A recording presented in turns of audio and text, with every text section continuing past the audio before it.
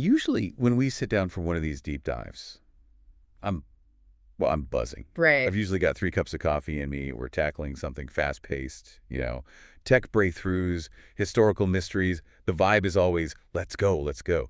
Mm. But today feels different. It feels very The different. stack of notes you handed me, the source material, honestly, I tried to read it with my usual energy, and I just couldn't. It resisted me. It demands a different headspace. Yeah, it's quieter, it's significantly heavier, and to be totally honest with you, and with everyone listening, it's a little uncomfortable. That discomfort is actually the point of entry. We aren't looking at a sequence of historical events today. We're not analyzing data. We Hmm. are looking at a very specific, very potent excerpt from The Crucible of Silent Devotion, Specifically, episode number 07. episode of 7. And the title alone sets a stage that I think most of us actively try to avoid in our daily lives. When doubt entered the waiting. Yeah. When doubt entered the waiting, and that hook the source gives us right at the top, it stopped me in my tracks. I had to read it 3 times. Waiting becomes hardest when certainty begins to tremble.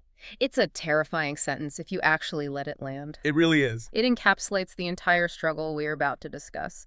So, our mission today isn't to solve a puzzle. We're not here to offer a 10-step plan to beat impatience. No. We're here to examine what happens to the human mind and the spirit when that silence stretches just a little too long, when the timeline just breaks. Right, when patience stops being a virtue and starts feeling like an open wound. So, to you listening right now, I'm going to ask you to do something difficult. Usually, we want you to feel empowered. Today, I want you to sit with the discomfort of an unanswered call. Mm-hmm. Think of a time you were waiting for news that didn't come. A medical result, a job offer, a text back. Just don't try to fix the memory. Let that feeling exist. We're going to look at spiritual exhaustion, and we aren't going to look away. So, shall we begin with the context the source provides? Let's do it. Let's unpack this. The narrative starts with a very simple, very bleak observation about time. It just says, time continued to pass, and the silence remained. I want to flag that word choice. Remain. Yeah. It's active. In this text, silence isn't just a lack of noise. It's not an empty room. The silence is a presence. It's a character in the room, and it's staying put. It's occupying space. Exactly. And the text describes a transition that happens under that weight. It says, what began as patience slowly turned inward. That phrase turned inward. That's what I want to dig into, because that's not how we usually define patience. How do you usually define it? Well, when I'm being patient, I'm looking out, I'm watching the door, I'm checking my phone, my attention is directed at the thing I'm waiting for. But this says the patience turns in. It stops being about the external world and starts sort of eating away at the internal one. Precisely. It's a shift in trajectory. Think of it like a spotlight. At the start, the spotlight is on the door, anticipating its opening. There's hope, expectation. Energy moving outward. Right. But when the door stays shut for days, weeks, the spotlight swings around. And it starts illuminating the person waiting. It stops being about the event and starts becoming a critique of the self. It's like waiting for a friend at a restaurant. 10 minutes late, you're annoyed at traffic. 30 minutes late, you're annoyed at them. An hour late. An hour late, you start wondering if you got the date wrong. Exactly. You're checking your own calendar. You start blaming yourself. And that is the imbalance the source refers to. It notes that an imbalance persisted. Yeah. It's this gap between the energy you are putting out, your devotion, your waiting, and the absolute zero you are getting in return. And nature hates a vacuum. That imbalance creates the perfect breeding ground for doubt. But, and here is where it gets really interesting, it's not the kind of doubt you might expect. No, and this is a crucial distinction the text makes, and it references the Devi Bhagavatam. Now, for those who might not know, the Devi Bhagavatam is a major text, usually about cosmic battles and absolute power. High drama. Very high drama, but here, the text just zooms in on the silence. And the doubt isn't about whether the Devi exists. The source is so clear.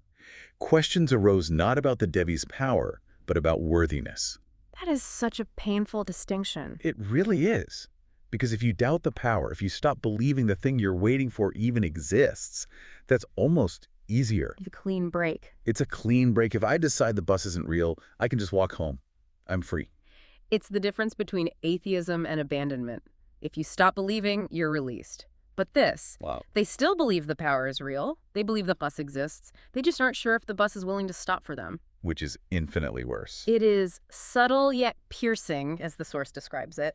It isn't a loud explosion where someone throws their hands up and quits. No. It's a quiet, penetrating erosion of confidence. The doubt it whispers. And let's look at why it enters. Yeah. Because the source is explicit. It's not intellectual. It says, not doubt born of disbelief, but doubt born of exhaustion. Exhaustion. That is the key variable that changes everything. It makes so much sense. Think about it physically. If you're running a marathon at mile 20, you aren't questioning the existence of the finish line. You know it's there. Geographically, yes. But you're questioning your own ability to take one more step. You're questioning if you're a runner at all. That is a perfect analogy. Fatigue compromises judgment. We see this in psychology. When our emotional reserves are tapped, we lose perspective. In this context, it's spiritual fatigue. The text says they wondered whether the call had been correct. Oh, that one hurts. Whether the call had been correct.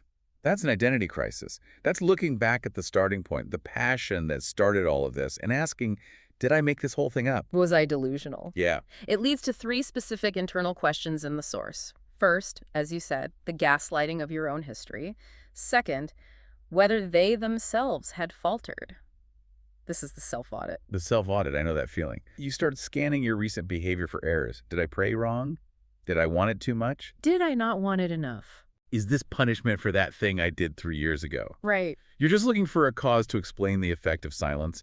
And the third question, and maybe the most terrifying one listed, is whether silence meant refusal. Let's pause on that. Whether silence meant refusal. It's the interpretation of the void. Yeah. When you're well-rested, confident, silence is just silence. A pause. A musical rest. But when you are in this state of exhaustion, silence feels personal. It feels like an active no. It feels like a door being locked in your face. Mm. And the text says this doubt is arising in the minds of those who waited. It's plural. So everyone is having this shared experience of isolation. Which is so ironic. Yeah. But despite all this, the source offers a vital nuance, a pivot point. It says, this doubt did not break devotion. It tested it. Okay, I have to push back on this a little bit. If I'm trembling, questioning my sanity, wondering if I've been rejected, hasn't devotion broken? It certainly feels broken. It feels broken because it's no longer comfortable. Mm-hmm. But the source argues that it's being refined. It makes a philosophical argument here. For in uncertainty, intention is examined more honestly than in certainty. I want to dig into that. Certainty is dishonest. That feels like a bold claim. It is. We spend our lives chasing certainty. We want the guarantee. Why does the source frame certainty as lesser? Think about it like a transaction. When you are certain, when the feedback loop is immediate, when the rewards are clear, it's easy to be devoted. Your intention is mixed with the gratification of the result. You do X, you get Y. Right. I press the lever, I get the pellet. I love the lever because I love the pellet. Exactly. But take away the pellet. Take away the certainty. Take away all feedback. Introduce the silence. Now, why are you still pressing the lever? Because I believe I'm supposed to. Or because I have nowhere else to go. Because the intention is all that is left.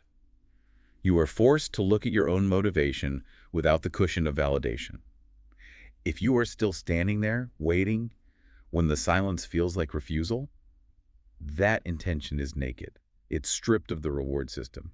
It is, as the text says, examined more honestly. That sounds incredibly heavy. It is heavy. The source explicitly states, and the waiting now carried weight not of time, but of inner struggle. That distinction is huge. Not of time. We always complain about time. I've been waiting 5 years. We think the calendar is the enemy. But the calendar is just math. You can endure time if you have hope. The heavy part, the part that crushes you, isn't the clock.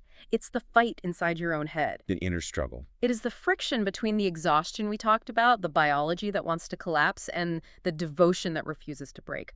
That friction creates heat. It creates the crucible. You know, it reminds me of almost any high-stakes situation where you're flying blind, like a startup founder in year 3 who hasn't made a profit. A messy middle. Yeah. Or an artist who keeps painting but hasn't sold a canvas. Yeah. There's a point where the initial excitement is gone. The world isn't clapping and you're just there. And you start to gaslight yourself. Where did I go wrong? And that is exactly what the source means by whether they themselves had faltered. It is a loop of self-auditing.